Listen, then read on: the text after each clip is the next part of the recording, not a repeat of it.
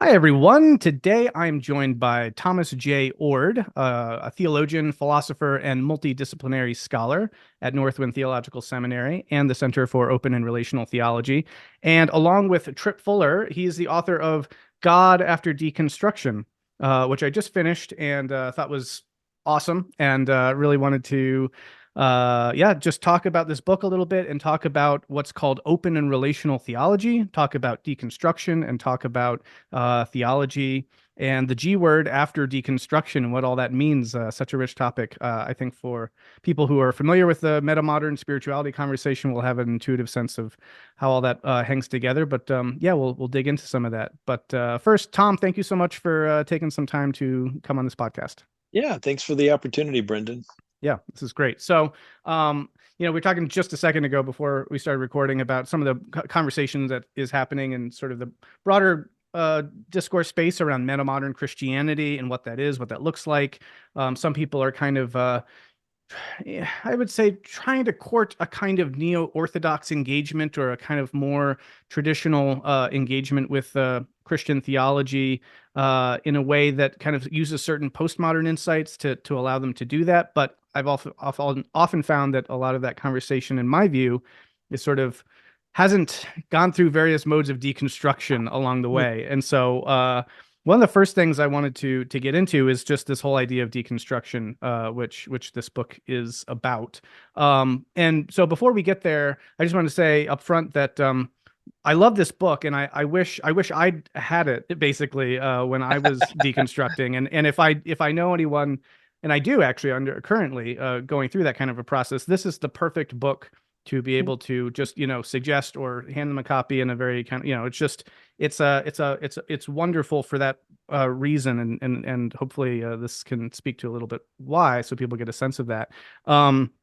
But I think maybe let's just start from the beginning and kind of get our bearings here. Maybe you can talk a little bit about where this book comes from and what is kind of meant by some of these terms, and we'll kind of go from there. So I don't know, any kind of speak to some of that just to start us off. Well, this project emerged as Tripp Fuller and I wanted to provide a resource written in accessible language to a phenomenon across cultures, across countries, but especially in relation to evangelicals that's called deconstruction and deconstructing faith.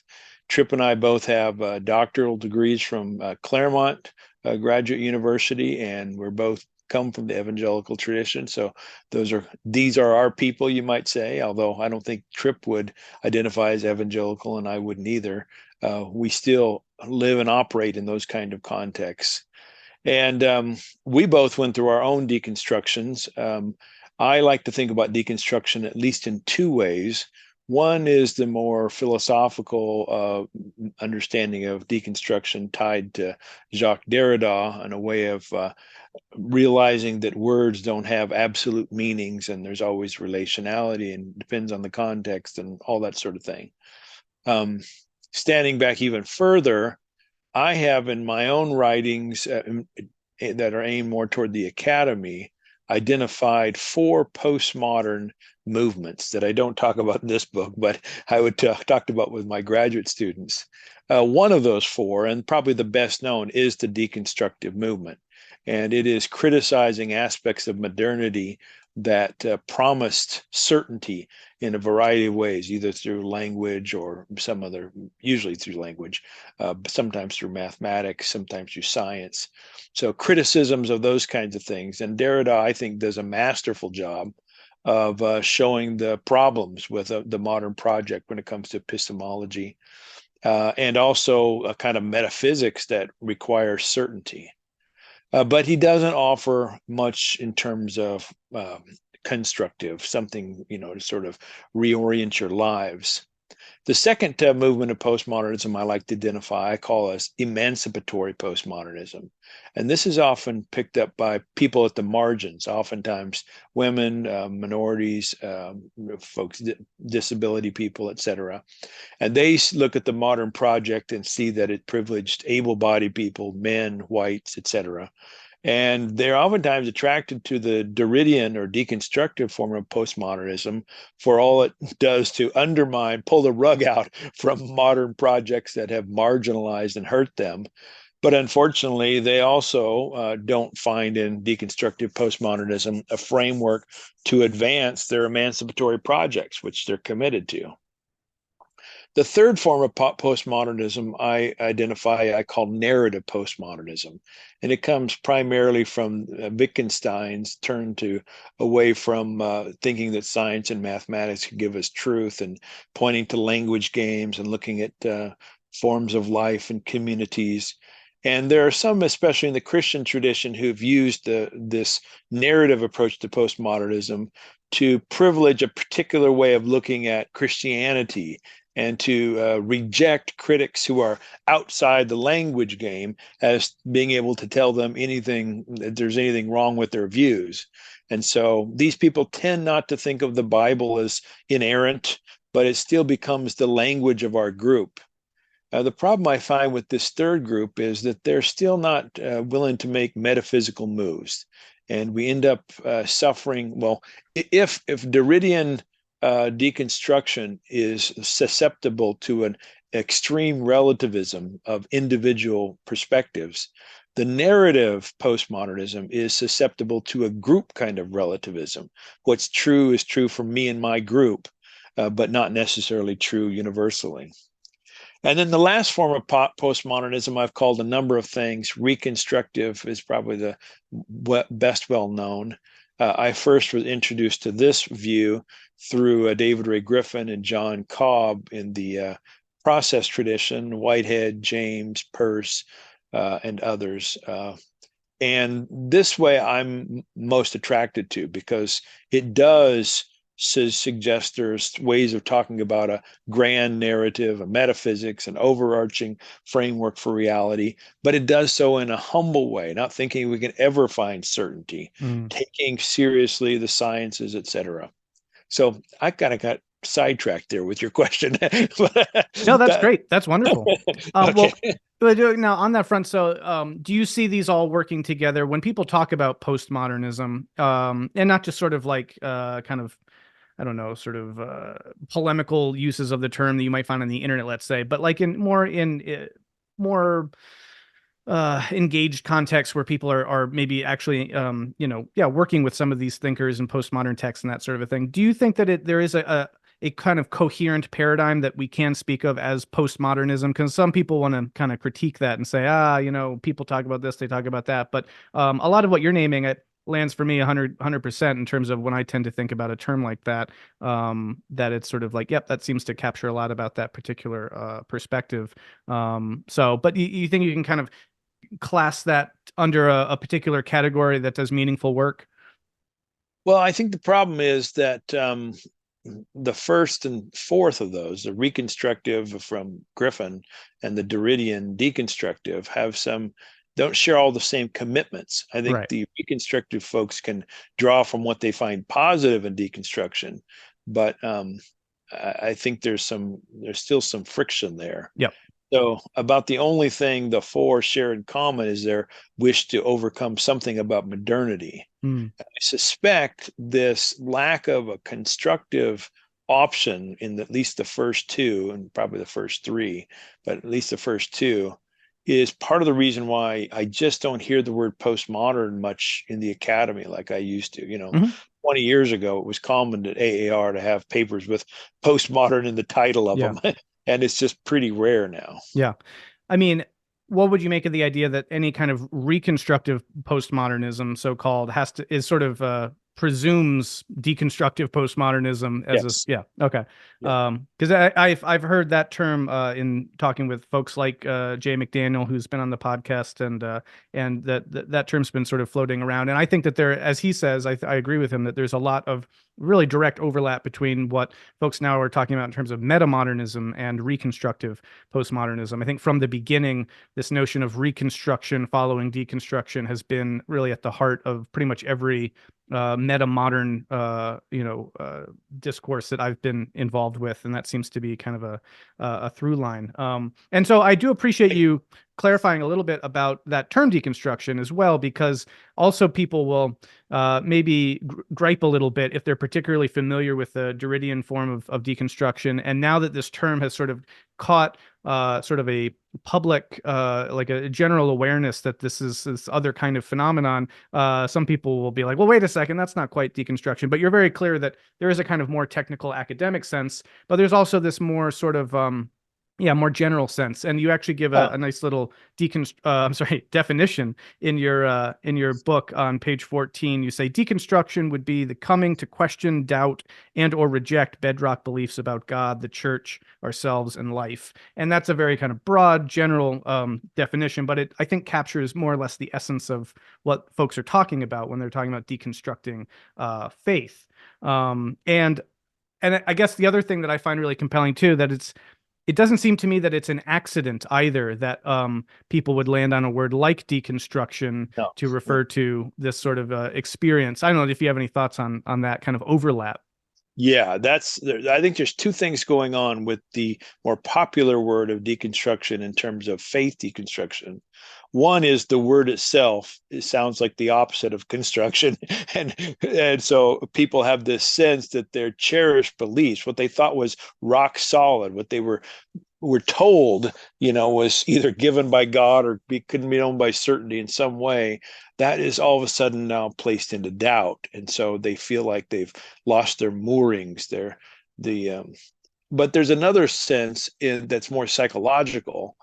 It's linked to the other, but the psychological one is oftentimes more closely linked to harm done by the church, by people they trusted. And those, as we try to say in the book, there are many reasons people deconstruct, but if we were given two general classifications, one would be more theoretical. People lose their foundations of certainty, and the other is more psychological. People endure trauma, harm, and they're hurting because of that. Yeah.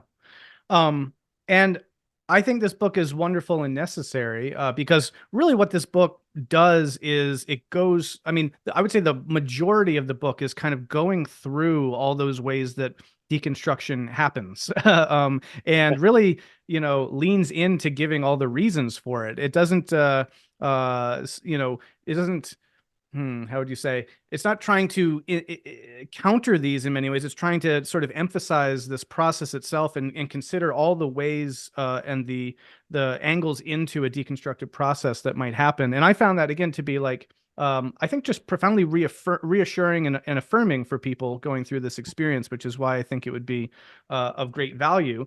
At the same time, though, it's not just saying, here's what deconstruction looks like. It is God after deconstruction. It's pointing to something reconstructive on the other side. And I'll just read this quote, which I think kind of sums up a lot of what this book is doing. On page 16, you say, this book doesn't aim to repeat all the details of these deconstructive stories per se, or argue about whether deconstruction should happen. We accept the reality of deconstruction because we've lived it. And we've journeyed with countless others who have been disillusioned, confused, and broken. Instead, in this book, we offer a better theology after deconstruction. Bad views of God live at the heart of most deconstruction experiences. Actually, bad isn't a strong enough word. Awful, nonsensical, abusive, or ridiculous sound like better descriptors. Most conventional theologies suck. That one got some underlines in my copy. I just thought that speaks to a lot of my experience. I think it speaks to a lot of people's experience who've gone through forms of deconstruction. And so there is something essentially reconstructive about this book that you're getting to, which is ultimately an open and relational theology, which we'll return to. So hopefully that kind of helps orient people to what this book is doing. I'd love to, though, unless you have any more kind of general thoughts on the book to help frame it for people and give a sense to people about anything else that you felt like you were trying to accomplish with this. Yeah, there is one other thing I want to say. We've thrown this word reconstructive out there a few times. And I've recently come across people who think that reconstruction means returning to what you left in the past. And we're not doing that in this book. I mean, we do believe in God, but the kind of God and the ways of thinking about God that we're presenting will strike 99% of readers as novel, new. This is not the same old, same old. Yeah, thank you. No, that's really important. And that is so important for at least for the work that I'm trying to do around metamodern spirituality and metamodern Christianity, because I think this is this huge issue that we're facing collectively right now. As meaning breaks down, as certainty or false senses of certainty maybe do get deconstructed, and our sense-making abilities start to crumble, people want to return. They want to go back to a more stable, safer kind of place, especially as it relates to traditional religions. And I'm very wary of that, having come from those traditional religions and seeing some of the problems that can happen. And basically, I keep just wanting to emphasize, we can't go back. We have to go through and beyond. And so that's the beyond. The meta in Metamodern is very much about trying to go through the deconstructions of both modernity and postmodernity towards something that is reconstructive on the other side in a metamodernism. And that's why, again, I think that this whole open and relational theology thing that we'll talk about is so vital for that, because it is a path forward. I'm curious though. So you talked briefly, actually, both of you, about your own deconstruction experiences, you and your co-author, Tripp Fuller. And I was really struck by yours. You just give like a page or two kind of outlining roughly what happened. But I'd love to hear more about this. And because two kind of, it seems like you, as you put it, like you kind of had two deconstruction experiences. One Right. was sort of like a move from belief into atheism or agnosticism, and then another one through postmodern, deconstruction, Derridian philosophy as well. And that was very fascinating to me for reasons I'll get to later. But would you say a little bit more about, unpack that a bit, if you will, and take some time to kind of get into your deconstruction experience or experiences? Yeah, well, if we jump back to when I was about 18 years old and went off to college, I was a very committed Christian. I was an evangelist. I joined Campus Crusade for Christ and went to Lake Tahoe one summer and, shared the four spiritual laws to people. And my belief was that, heaven and hell was at stake. And so nothing was more important than that. So, I mean, I did a lot of really weird and crazy things that made people uncomfortable because I thought the afterlife was at stake. Hmm. But that experience of being an evangelist, I started seeing some problems with my thinking and problems with the way I was thinking about God. And then near the end of my college career, I took a philosophy of religion course. And in that course, for the first time, I read really smart atheists, agnostics, people from other religious traditions. I don't know about what your background is, Brandon, but if you're an evangelist, you study the issues much more than 99% of the rest of the Hmm. world. So if you're on an airplane and you're having an argument about something, you've got key texts, you got key Hmm. arguments, Oh, and believe me, I did the whole apologetics thing. I was biblical okay, yeah, studies, all that. So I follow yeah, you. Yep. yeah. So when you come across people who are just as or smarter than you are, who have different views, and you're intellectually honest, which I was intellectually honest, I had to admit the reasons I had for belief in God weren't strong. And I remember coming to pick up my fiance, who's now my wife, her getting in the car and me looking at her and saying, I just can't believe in God anymore. Wow. And for me, it wasn't because the church had treated me badly or, I wanted to sleep around and sow my wild oats or something. For me, it was an intellectual issue. Hmm. And because it was intellectual, I kept at the quest. And I eventually came to think that it was more plausible than not that there was a God. Well, And just a quick question. Sorry yeah, but unpack a little bit. I mean, what was that experience like for you to go from oh, this being your whole life? I mean, emotionally, psychologically, what was that? yeah. Oh, it just everything's turned upside down, Yeah. You don't know what to tell your friends, your parents especially, because they've, Yeah. and then you've been the model Christian evangelist, and now you can't believe anymore. Plus, your community is so shaped around these ways of thinking. I was at a Christian college at the time. So, I'm in the midst of people who, were in chapel singing, and yeah, it throws everything up in the air. Fortunately for me, I had access to some good books. So my primary conversation partners were, authors, and and I had a girlfriend who's now my wife who was supportive of me. And that she, that was very helpful. She wasn't on the same quest as I was, but she was very supportive. So Also, just curious too, who were some of those really intelligent atheist authors who really kind of knocked you off your rocker? Oh, well, we were reading the Louis Poyman Introduction to Philosophy of Religion book. So it would be like Mackey's argument, the problem of evil issue, where he says this belief in God is illogical because of evil. It would be arguments against it, arguments from teleology, Gotcha. So philosophical, full-on philosophical arguments, that sort of thing. They were Interesting. philosophical. Gotcha. I had given up at that point thinking the Bible was inerrant because I had taken Greek languages, and so that was I no longer had an inerrant Bible. Yeah. But this philosophically, that took away my grounds for faith in God. Gotcha. So sorry, go on, and where did you move from that spot emotionally and psychically? I came back to think it was more plausible than not that there is a God, and it's still my current position, based on two fundamental things at the beginning, at least.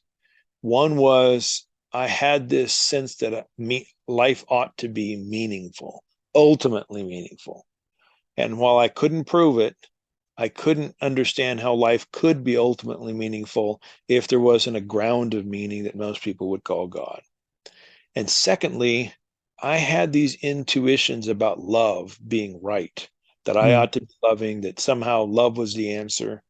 And I couldn't make good sense of those if there wasn't something about love that, tied to God in some way. I didn't have great ways to articulate at the time. In fact, since you have a similar background that I do, you might appreciate that when I left college, I interviewed for a youth pastor position, and the guy who was might be my potential boss asked me about my Christology. And at that time, I told him, I said, look, I believe there's God of love. I think Jesus is pretty cool. Yeah, my Christology is Jesus is pretty cool. Yeah, probably not gonna fly. Yeah, needless to say, I didn't get that job. So you kind of come back from that first big whammy and kind of have this more nuanced, sophisticated, perspective, and then it seems like you're working with that, and then what? Then you hit up against postmodern deconstruction proper. Yeah, so I wanted life to have meaning. I thought love was central. I start building some things back in. By the way, one of the key dialogue partners at this point in my life was Hans Kung. His book, Does God Exist? And his book, On Being a Christian. And so in my building back, I didn't have an inerrant Bible, but I still clung to somehow the language of the content of my faith had an absolute foundation.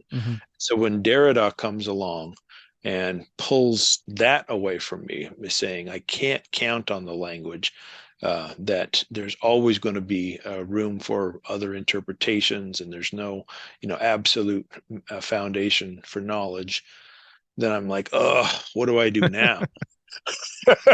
Now here's a question. So I've gone through a couple deconstructions myself. You build things back, and then, oh no, was there a sense at that point when you were experiencing that of like, this is familiar, I've been here before in some way, or did it just feel? Yeah, okay. Yeah, it wasn't nearly as traumatic. Yeah. I that's been something that I find very interesting about this experience, and I'm keen to talk to other people about it, because a lot of people might deconstruct once, but then they'll kind of build back, and then they're kind of good. but some people will, go through multiple iterations of this. And I feel that there's some kind of kinship to how like a breakdown in a relationship, like when you break up with your first love, there's something, so your heart is just so broken and everything just seems like it'll never come back together, but then you do come back together, and then you get another relationship, but then maybe that one falls apart too, right? And then but the next time you're sort of like, oh yeah, wait, I've been here before. I'll be okay, but man, this really sucks. And there's something, it's like you get a little bit of a taste for what this deconstruction thing is. Anyway, go on. Yeah, that's well put. Well, by that time, I had started being exposed to the works of Alfred North Whitehead, Mm, and I was in grad school, and my advisor was David Ray Griffin. I was reading some of his stuff on postmodernism, and what was helpful there, and I mentioned this in this book, even though this book isn't a technical book, it's written for a wide audience. It was helpful for Griffin's notions of what he called hardcore common sense notions that I call in this book experiential non-negotiables. And I'm thinking about changing my label to inevitable experientials. hmm, But anyway, as I started exploring the possibility that experience was primary, and there were certain aspects of experience that were going to be true even if I denied them verbally, kind of a pragmatic empiricism, you might say. Um, that began to help me see that maybe there was a way that I would never get back to certainty, but there could be certain uh, moorings in my life that would help me then to begin to reconstruct a mm, larger vision of reality. hmm.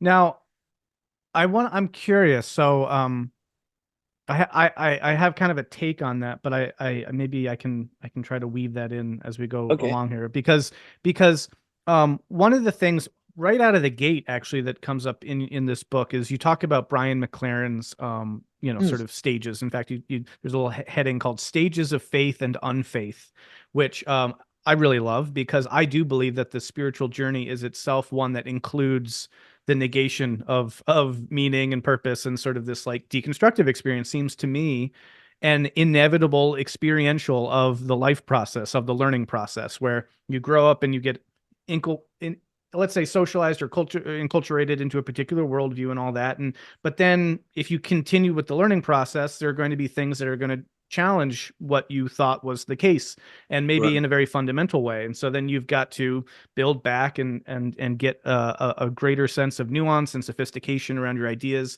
The certainty breaks down, the absolutism breaks down, you become more relational and all of that in your thought. And so I guess one of my questions, maybe to set this up, would be: do you think that that is kind of inevitable in some way? Is there a kind of Well, pattern no. or structure? No. How would No. you make sense of how this sort of well, I'll put it this way, actually, and this will tie things together a little bit. Okay. Your story I find so fascinating because you go through what I would call sort of a modern deconstruction, through reason, philosophy, this sort of a thing. And then you go through a postmodern deconstruction. And so it's sort of like, you come from this pre-modern traditional faith, then you go through the modern, then you go through the postmodern, and then you I go haven't through thought this. of it like that. Yeah. And that was just immediately what stood out to me. And so that was a very similar experience to what I had. And there's, once you start looking at, certain kinds of stage models in general about how these things tend to unfold, there seems to be a kind of logic to it. So I've done a lot with that, and I can say more about that. But yeah, what's your take on that? You say it's not so much as No, inevitable I as don't that. think it's inevitable. I think I have family members who are still in the simplicity and complexity stages. They don't ever seem to have really gone full hog perplexity. But since I have, actually, of those four that Brian lays out, I think the first three are the best, clearest descriptions. The Mm-hmm. last one, the harmony, um, I don't know. I think it's a broader category than the Yeah. way Brian describes it. Well, But and also just to clarify too, yeah, I don't mean to suggest that everyone will inevitably deconstruct. I guess what oh, I'm suggesting is that um, the more that you spend time with your faith tradition and really kind of throw yourself into it and are intellectually honest, to use your term, and do that sort of work, that's more my curiosity around how inevitable is there will be some moment where there's something has to be readjusted and accommodated to, and then a kind of, a reconstruction of a world has to take place based on that new knowledge. So it's more like the learning process itself seems to be something inevitable, but people will move through that process in different ways. So that was kind of my take on it. yeah, I still don't know. I guess I think of some people I know in leadership in the denomination I'm in, who I think are firmly in the complexity stage. Hmm. The way they've justified themselves for not moving into perplexity is it seems to me from my conversations, is they say something like, look, I was placed in this position to affirm these particular beliefs in a sophisticated way, so they're complexity people. And because of that, I'm for the good of the people, I'm not going to allow myself to go into that perplexity stage. And they feel good about that because, again, they think of it as a loving thing. But I think it ends up stunting them in various ways. And anyway, but just to dig into that for a second, as you say in that quote that I read, you're not interested in pursuing the should of deconstruction, but I am curious what you make of that. Like, is there a value to it, and is there something to looking at that perspective that you just described of, I'm not going to go there because I want to protect my flock, so to speak. Is there almost a way that maybe that's holding people back from precisely the kind of spiritual growth that characterizes the spiritual life? Yeah, I definitely think that's true. Yeah.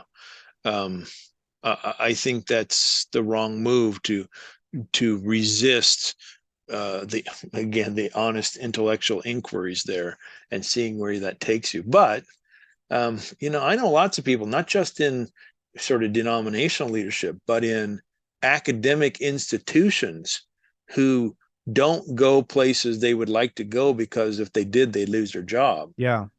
So job security is a big deal, and people will resist deconstructing perplexity because they know going into it will upset their lives. And oftentimes they, justify it for really strong reasons. Look, I'm married and I got 5 kids. If I go this route, I won't have a job anymore, And so there's a certain amount of nobility to that. But I obviously, I think we ought to take bigger risks, but those people are in systems in which those risks aren't going to be rewarded. Yeah.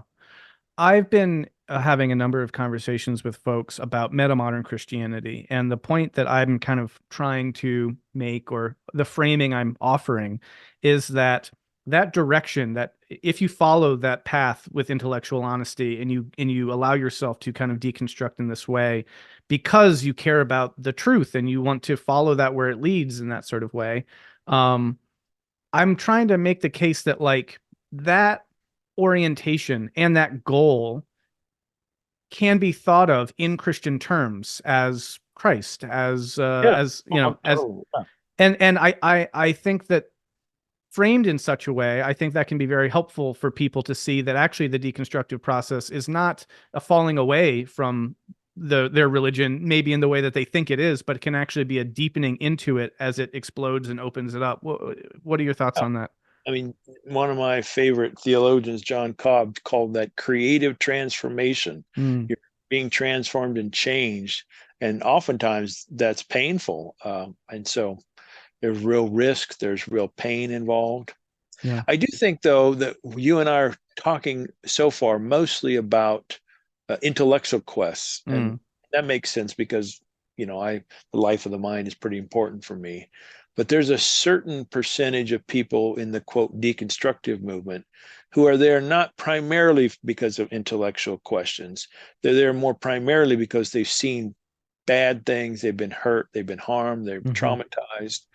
And many people in that condition get to the deconstructive phase, excuse me, and they, like all of us, we all need therapy, but they need a special kind of therapy. And then they're not sure where they can go in terms of a constructive alternative. And that's one of the groups we wrote for in this book. Yeah. So let's start talking a little bit about some of these constructive alternatives and move into that aspect of it. I will say, after reading this book, this phrase "open and relational theology" is sort of like, yep, there it is. That's great. I love having terms for things, and the terms don't always very much matter as long as they're speaking to at the insight, right? And so whether you call it metamodern Christianity or open and relational theology, whatever, reconstructive postmodernism, doesn't matter to me, but I think that that's a very fruitful and productive place for people to get to. And so I keep kind of putting that off because I want to kind of get to that as almost like the telos of this Okay. conversation. But before we get there though, I do also want to get at some of the things that as you dig into some of the issues that people go through in their deconstructions, and like as you say, yeah, for me, a lot of it, almost all of it was more life of the mind, intellectual Yeah. stuff. There, you have a chapter in here called Bible Conundrums, and having done that, Bible study stuff, that was where things really started to become deeply problematized for me. And then, certainly the pointless pain or the issue of suffering, those two things kind of coupled together were very profound. And so just speaking maybe to some of that more to some of those things, because I do think that there is a lot of importance in meaningfully drawing that distinction, right? Like people who have actually gone through a traumatic and abusive experiences in church contexts, like the path that they will go through in moving through deconstruction, I think is going to look rather different from people who Yeah. are more just like wrestling with, oh no, I thought this and now I think this, and there is a kind of trauma to that experience too, though I think we also Sure. tend to maybe sometimes that word can get overused in a way that can wind up kind of watering its impact down. But when you do go through those experiences that are based on intellectual hangups, and then you get ruptured from your community and you get ostracized or exiled or whatever, all that can then generate a specific kind of social trauma or psychological trauma that doesn't stem from actual like abuse per se, but just is kind of a consequence of wrestling with these ideas. So anyway, all that being said, what the question I want to ask you though is that you offer some, how would you say, kind of like, here are some responses or modes that are possible paths through dealing with some of these issues. And like in the Bible Conundrums one, you talk about giving up on biblical inerrancy and certain ways of reframing Christian thought, Christian theology in a way that some traditional Christians would find very radical, essentially too radical, and then they'll say, this isn't Christianity anymore. And this is this Yeah. thing I'm bumping up against a lot in metamodern Christianity spaces, because I want to say, look, they could find the bones of Jesus tomorrow and people could still be Christians, no problem. And it's not about that. But other people want to say, look, if the resurrection did not happen and we don't say that it's a literal fact, then you can't call yourself a Christian. So question would be, how do you engage those kinds of conversations where people want to find some meaningful definition about what we mean by things like Jesus Christ and God and Christianity and all that stuff, and the kinds of responses that you're orienting people towards after deconstruction or through deconstruction might suggest to people, well, like, yeah, but is that even Christianity anymore? Do you have any thoughts on that? Well, I think if people don't really face the epistemic crisis head on, they're still going to come back to the kind of issues you've been mentioning. In other words, as long as they're seeking for an absolute foundation, whether it's the Bible or certain things about Jesus or the creeds or whatever, as long as they're in that position, they're probably never going to really appreciate the kind of proposals you and I are putting on the table, because you and I have looked at the questions of certainty and found that there's certainties not on offer. And so we're not attracted to saying, well, you got to at least believe Jesus rose from the dead to be a Christian. Or you Right. got to at least have Genesis, a young earth if you're a Christian, or whatever it is. Mm-hmm. And I probably have my own sort of essentials. Mm-hmm. One would be something like Jesus is central in your life. That's pretty general. Mm-hmm. Says nothing Jesus is about pretty it. cool. That's right. Jesus is pretty cool. Yeah. So I probably have a very, very, very small list, and it would not be satisfactory to lots of people. But even that small list, I don't think I can know with certainty. So it's not like a foundation like, I used to want to have. But at the end of the day, the folks who want to have those essentials that you've listed, I don't think they've gone through the crisis of faith vis-a-vis foundationalism Mm, that some of the rest of us have. mm, And what usually has to happen for those people is either they have some intellectual questions that can't be resolved. Sometimes that has to do with infallibility, inerrancy, and those kinds of things. Or they have some kind of major life crisis they get in a car accident, their daughter comes out as a lesbian, the pastor rejects them from the church, some sort of big issue that makes them say, oh, maybe I ought to rethink my fundamental commitments, or Mm. maybe being gay isn't bad, so, and then they start on this road toward deconstruction, and hopefully the kind of things we say in this book, another way to look at God. Yeah, I try to draw attention to the fact that as you study religions in general, I mean, this is a big thing actually that kind of the postmodern lens draws attention to, is that, in my religious studies department, I think they stopped calling it, like Christianity. It'd be Christianities plural, right? Like, which Christianity are we talking about here? Yeah, good And once you point. kind of consider that those essentials are adjudicated differently in different contexts, across time, et cetera, I think that does itself kind of help relativize the whole issue. So then it's like, well, wait a second. All these folks have thought that they were Christians, and of course, still today, right? Even the most ardent kind of evangelical biblical literalist, who will say, I'm a Bible believing Christian. It's like, well, which aspects of the Bible are the most important to you, and why, Right. and so there's always some element of kind of picking and choosing what we're kind of drawing from and what we're deeming the essentials. And for me, I think it's just it's an eminently valid way of approaching the Bible still, if people want to still live a devotional life in relationship to that tradition, to start shifting those degrees of emphasis and essentiality, which is not a word, where it's right, like there's so many things in Leviticus that most Christians are like, yeah, that doesn't matter, right? But then certain things really matter, and it's like, well, why? And then some things in Leviticus really matter to some Christians, right? And then it's all rather arbitrary. Yeah. Obviously there are many historical, and you could even say psychological and developmental reasons for all of that, so it's not arbitrary, but it is, when you look into it, it's not based on, let's say, principles. And so it seems to open up the space for a kind of Christianity that can foreground some aspects of the tradition more than others. And radical as it may sound to some people, maybe the things that get foregrounded are more like the moral philosophy and Yeah. the life and the values and the orientation generally of Jesus, whereas things like the literal resurrection and demon exorcism, maybe take a backseat. So Can I yeah, illustrate that? yeah, yeah. We're doing this interview on a Monday, and I've just come back from San Francisco. I was the keynote speaker at a conference on Mormon studies, and the Mm, topic was God is finite. mm, So there was me, a Catholic guy, me, and everybody else was Mormons. And I was sitting there, giving my paper, which was very well received, thinking back to 18-year-old Tom riding around in a pickup in Eastern Washington. I had a job killing mosquitoes for the county. And one of my high school friends was a Mormon, and we were just debating religion in that pickup, while we were mm, at work. And this was fundamentalist Tom, who brought out this Bible as his sword that was going to win the fight, and how different it is today. I can go into my Mormon brothers and sisters and mm.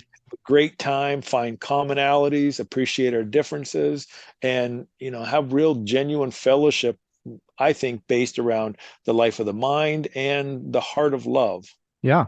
And I would say praise God, you know? Exactly. Yeah. Yeah. And I think that is the orientation, again, the point I'm trying to make in these conversations is that the trajectory that leads us on that path, we can understand as the Christian path, really, as the one towards greater openness and expansiveness. What is the orientation that doesn't immediately have us feel all this tension and frustration in our body, and then reach for our sacred text to try to prove someone wrong? What makes us feel more oriented towards the reception, the open reception of others, and trying to relate to them? The open and relational. It's almost like there's a thing to this.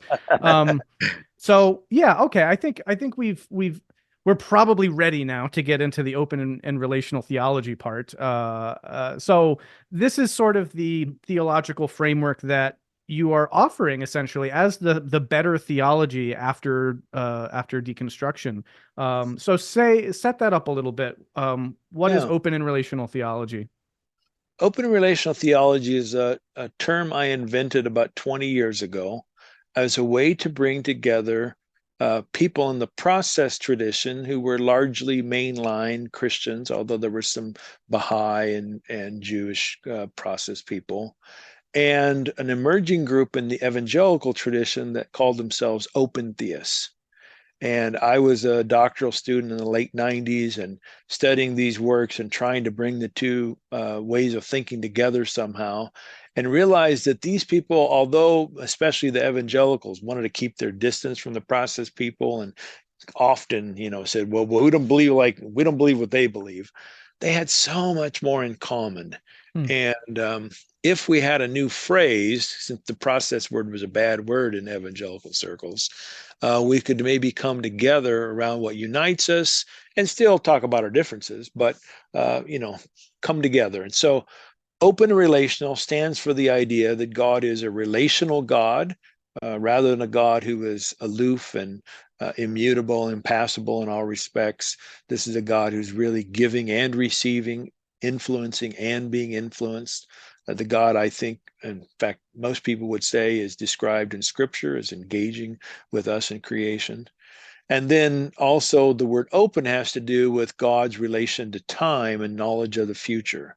So the idea is that we live in a universe that is timefully advancing, and God is also a part of that time matrix.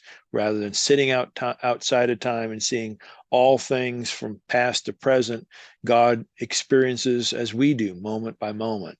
And that has implications for God's knowledge of the future, has implications for our contributions, our lives having true meaning and value because what we do makes a difference.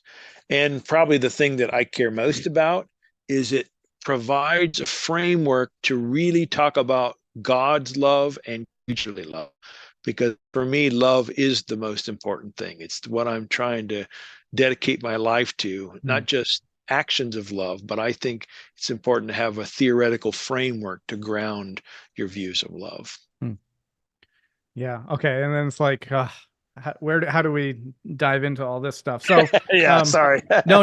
It's great. It's perfect. It's wonderful. So, I guess we can start with the open part because, as you say, like a God situated in time, is an interesting concept maybe for a lot of people who, inherited this notion. I grew up with the three. God is omnipotent, omniscient, and omnipresent, right? And there's just this sense of this entity who is, beyond everything. And so as you talk about in the book and in other aspects of your work, that's not really a God you can relate to then. And there's no like two-way thing going on there. And in fact, as I think I saw this quote floating around, it might have been in relation to that conference you were just mentioning, but like if God is not finite, at least in some capacity, then there's no possibility for a relationship in any way. Right. Right. So a lot of that is sort of like, well, yeah, I guess that makes total sense. But it's a little bit probably different than how people are used to thinking about God.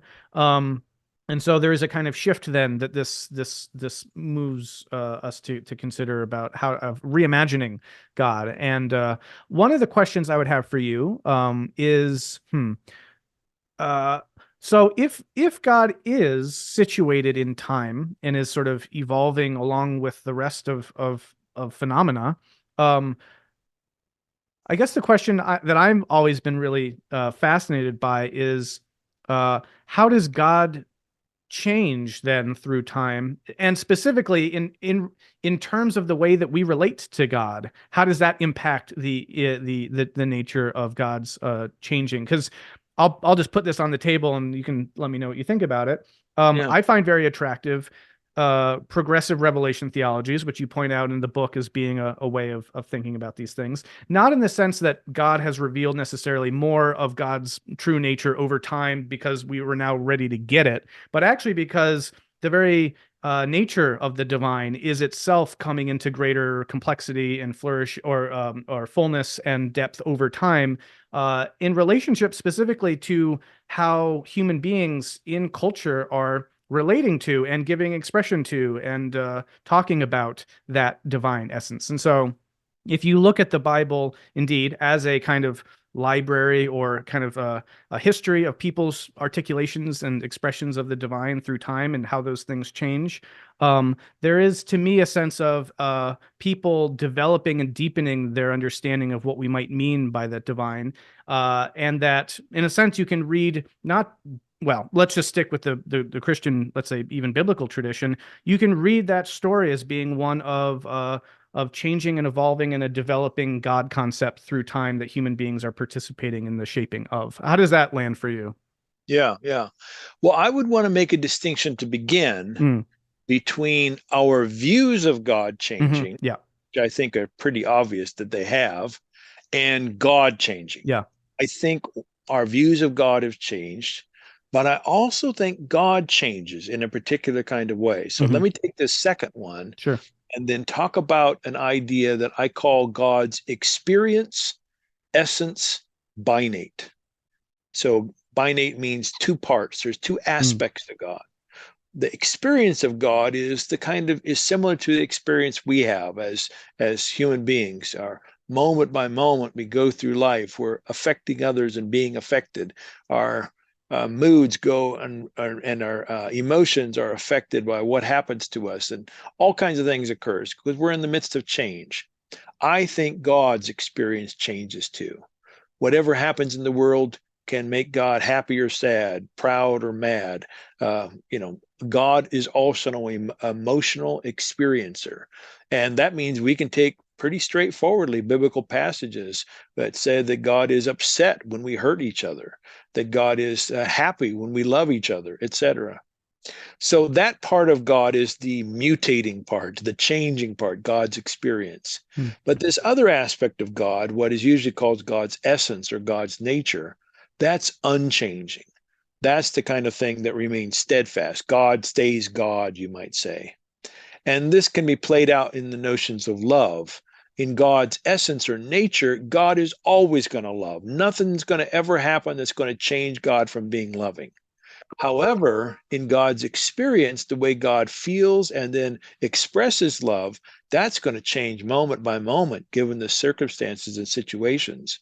And that's really, an ideal way we would hope for people to be, right? Like, Hmm. like you'd want to be a good parent. The ideal parent would always love the child, but express that love depending on who the child was and the circumstances in different ways. Hmm. And so we're saying God has that perfect nature of love and the perfect experience of love.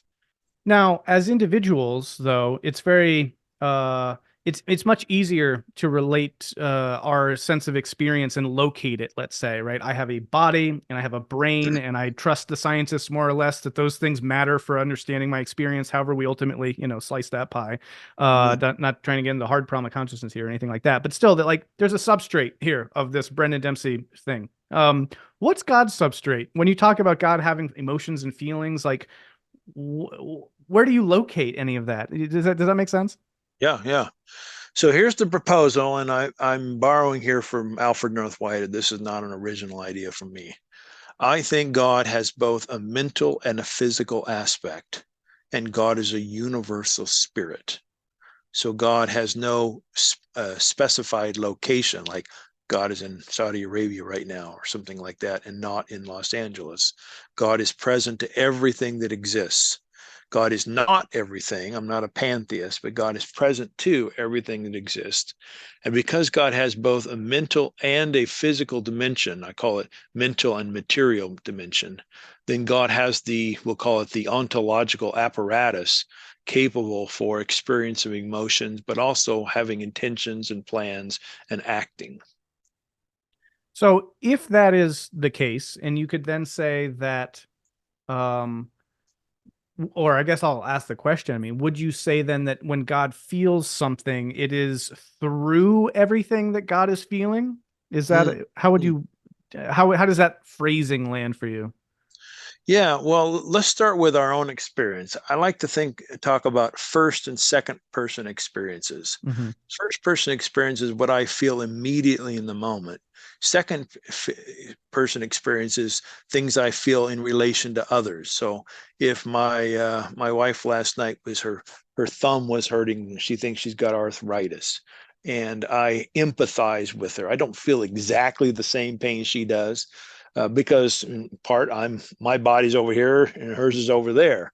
Now I think God, even though God is present to my wife, can't feel her pain directly in that moment, not the first person, Mm. but can feel it the second person in a way far deeper than I can, Mm. because God is literally present to her, including her thumb. Uh, and then God can have God's own emotions as first person emotions, in addition to feeling all the second person emotions in the entire universe. Yeah, I mean that would have to be unpacked, and I'd love to see the work of folks who are trying to think through that as a philosophical theological question, and in a sense kind of the body of God question, you know, if there Yes. is this material aspect, right? Because what we know from sort of like neuroscience and cognitive science and the development of you know, frames of thinking about experience itself, there do seem to be these particular kinds of structural consistencies for, I don't know, how would you say, the kind of substrate of experience itself. And then if you're going to look for an experience in God, it would seem that you'd have to look somewhere for that in nature as well. But that becomes a really technical question. We don't have to get into all the weeds of it. I would be curious to know though, what you think about the idea that if we are then impacting God in the same way that we get impacted by other people, and that is what drives, you could say, our learning and our growth and our development, right? Like when I interact with you, you change me, I learn stuff from you, I have to accommodate to you, and that changes how I think and the whole mental element that's going on. And that the language that I use is this collective phenomenon that I'm getting from others, and that's shaping my ego formation and all this stuff. That individual development is inherently this sort of like you know, yeah, bumping up against the world and others and being impacted by it in such a way that it drives our, you know, our development, you could say.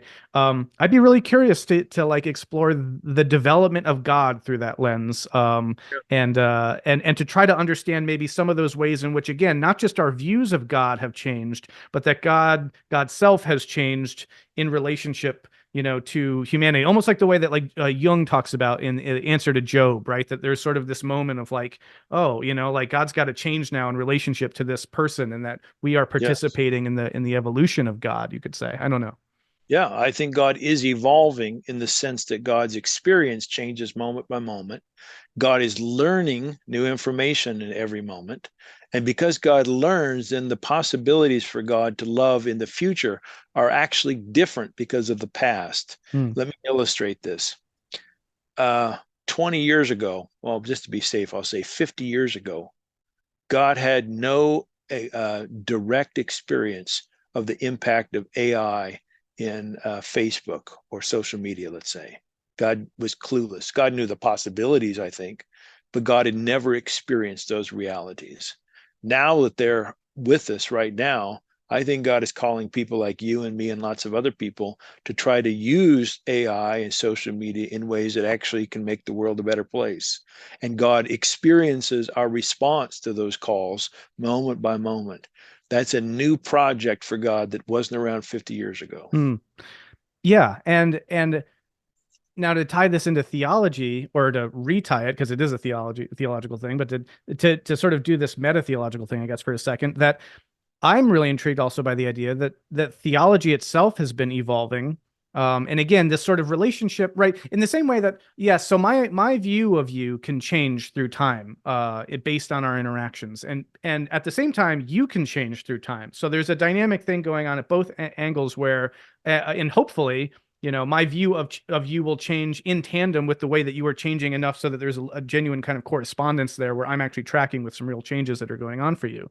And one of the things that is a fascinating prospect for me that helps to situate these sorts of deconstructive moves and what it means for theology is to consider that even the theology of, say, not 50 years ago, but let's say 500 years ago, is undergoing a process of evolution itself. That you could almost say, and maybe we could think about that as either our view of God is shifting, maybe even God's view of God's self has shifted through time. But in any event, that there may be a sense that the sense that we make of the theological tradition, of the Christian tradition, is undergoing a real movement, and I would say in the direction of open and relational theology, and that is not just yeah, cultures change, what have you, but that it's actually the direction in which you could almost say sacred history is kind of unfolding, because it's getting us, I think, closer to a deeper connection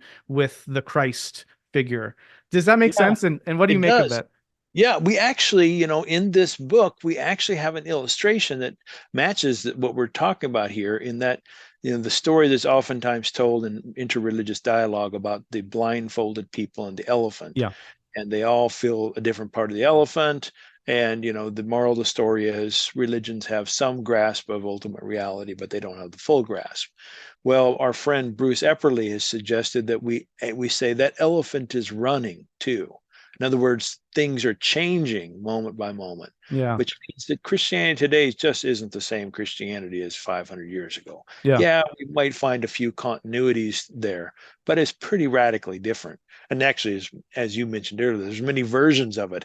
I suspect there are many more versions today than there were 500 years ago, but I'm not Mm. a church historian, so I don't know that's the case. But yeah, it really is changing. Is that an element of open and relational theology that you feel like is a, how would I say? I mean, it's almost taking it's almost taking open relational theology itself as an element of an open and relational theology, meaning Yeah. like, which again, this is metamodern here, so we're all about the meta. So but I guess I'll just make a plug for that way of thinking, because for me that's very inspiring. It's a very helpful way. Again, if we're talking about God after deconstruction, I think one of the hardest things that people grapple with is, well, gosh, there's been this transformation, this change, and how do we account for this? Is everything just up in the air? Is everything?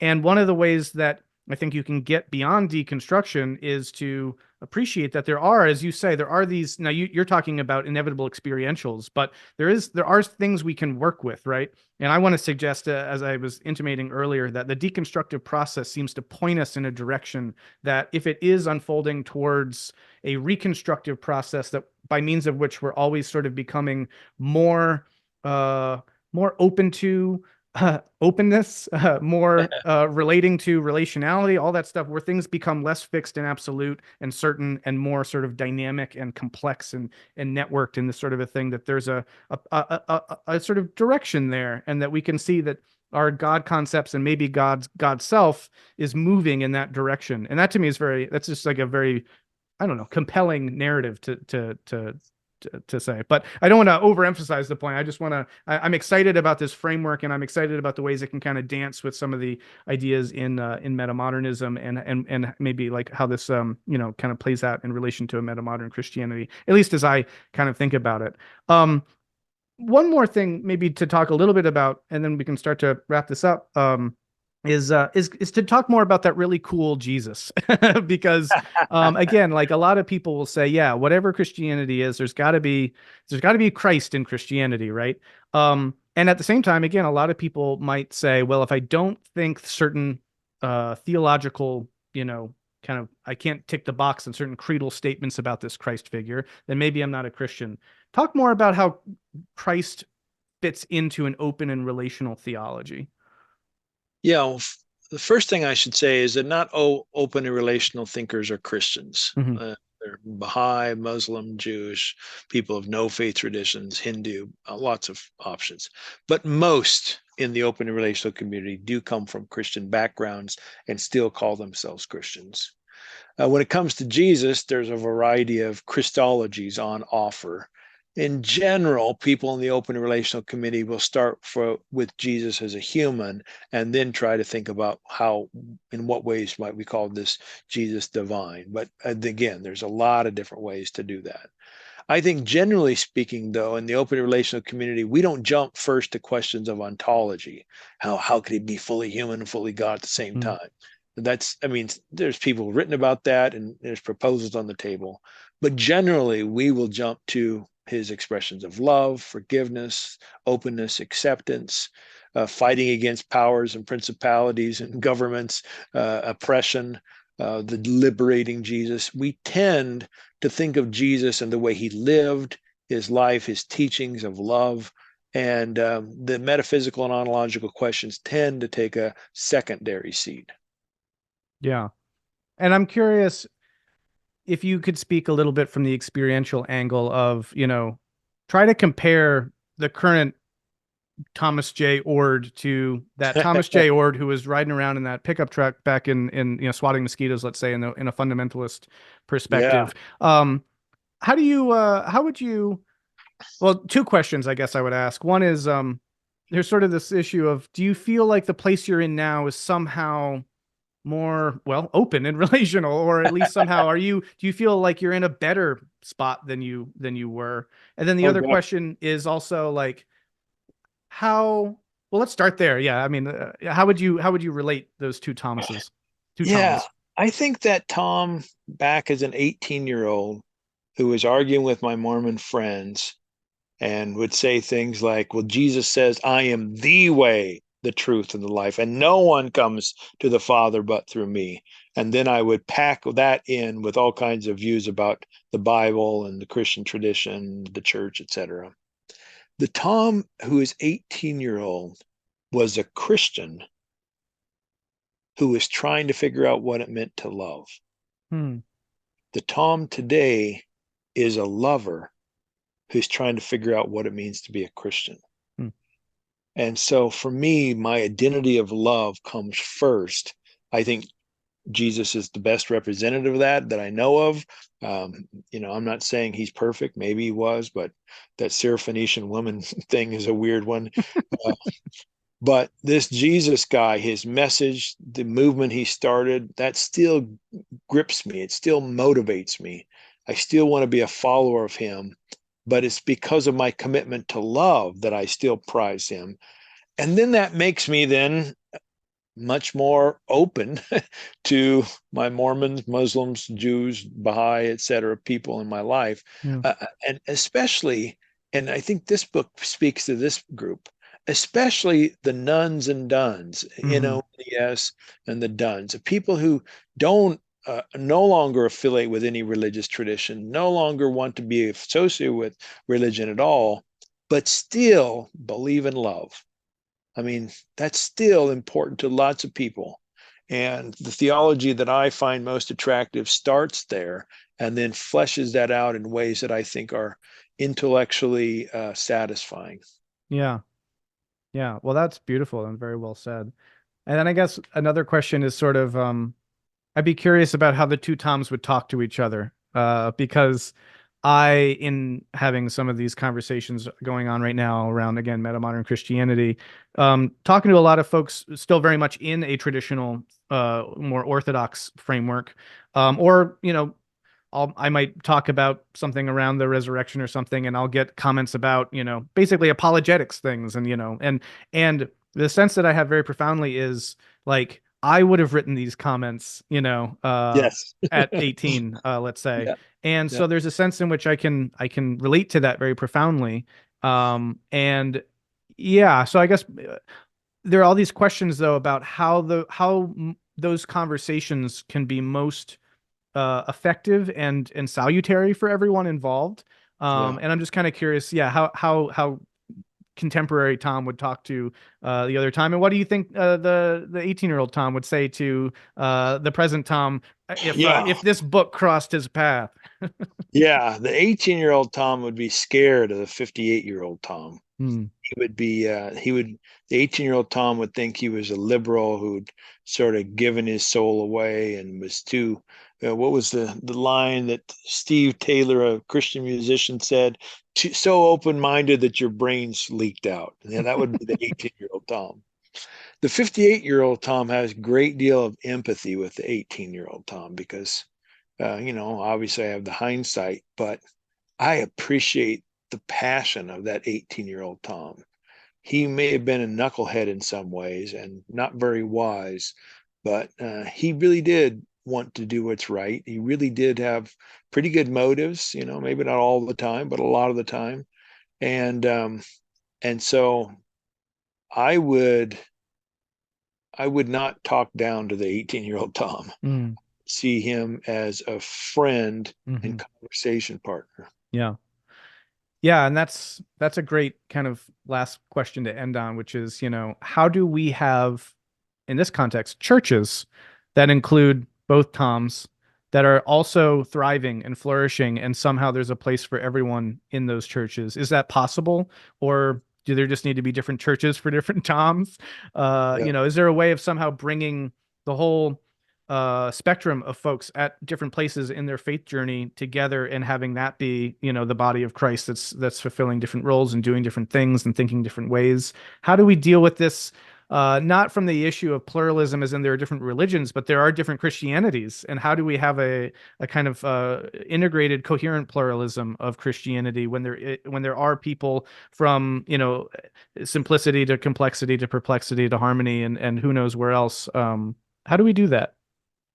Yeah, and that'd take a whole episode to go into details, but I'll just throw out a few quick things. One would be I think that when we talk about churches, we should be just fine with very small groups.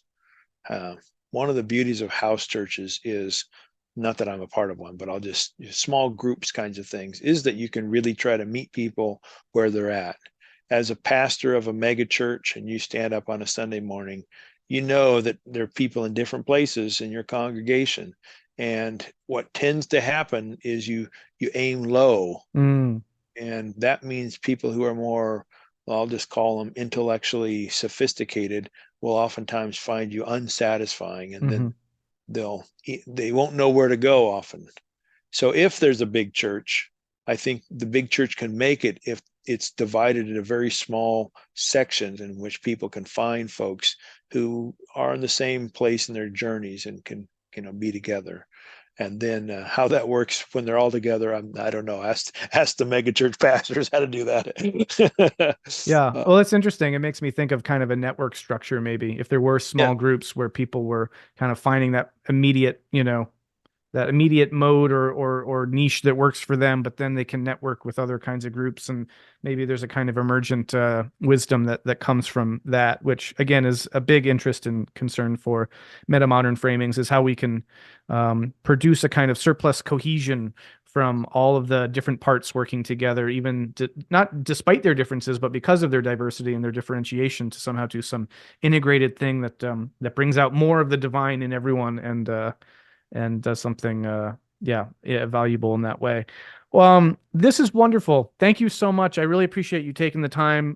This thank is a you, wonderful Brendan. book, and as I said, I wish this existed when I was doing my deconstructive move, but now uh, it does exist. It came out this year, and I think it's probably going to be kind of a classic for folks going through this. As you say, though, this is aimed at a very popular audience. This is a skill that I aspire to, which is being able to articulate things in very accessible terms. At the mm, same time, you're also an academic and a theologian. And so, one of the things I also love about this book is that it's replete with footnotes where people who find this a compelling kind of gestalt can go to those footnotes and then you have a whole bunch of like really rich theological material that you can spend the rest of your life exploring. So it kind of works at multiple levels for people in that way. So yeah, hopefully people fall down that rabbit hole and explore some open and relational theology through that. So well, you um, would be interested to know that about a little more than 20 years ago, I made a decision as a young philosophy professor that I was going to try to write one book for the academy and the next book for the church and yeah. the next for the academy, Uh-huh. and just back and forth. And so, I've done 30 plus books in those years, and it's stayed pretty true. And over time, then I've gotten a lot better at writing for the general public. But I've still That's got a lot to learn. But That's awesome. That's actually very Kierkegaardian. I'm not sure if you're familiar, oh, but he really? he did the same exact thing. He would publish Huh. one of his pseudonymous works, which are all heady and this weird, like art thing with multiple characters having different perspectives, and then he would write, like works of love or something like that, something for the church. And he did this throughout his life. The ethical discourses were going along with, the like either or and all this stuff. And so there's something to it for sure, and it also Sounds allows you like he to cheated though. He was anonymous. Yeah, right. But it allows you to bring in, a bunch of different folks from different spaces, and also probably, I'm sure, is very invigorating and sort of generative for your own thinking too, because if you stay up too much in this sort of heady conceptual sphere and you get disconnected from, just real life, you've got to have some meaningful connection. And so it's probably a good method for keeping people grounded, but also exploring the depths of things. So anyway, Thomas Jay Oord, much appreciated. Thank you so much. I really appreciate you coming on the podcast. Yeah, thanks for the opportunity. And I really enjoyed the conversation, Brendan. Thanks, man. Take care.